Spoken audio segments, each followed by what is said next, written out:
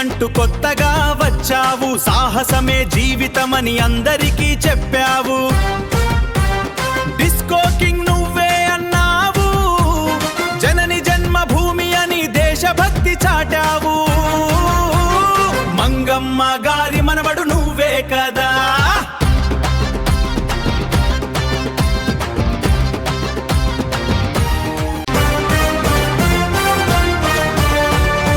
పల్నాటి పులి నువ్వే కదా. శ్రీమద్ విరాట్ వీర బ్రహ్మేంద్ర స్వామి చరిత్ర చెప్పింది నువ్వే కదా. కథానాయకుడిగా ఆత్మబలం చూపించావు బాబాయ్. సింహం నవ్వింది, సాహసమే జీవితం. డిస్కో కింగ్ జన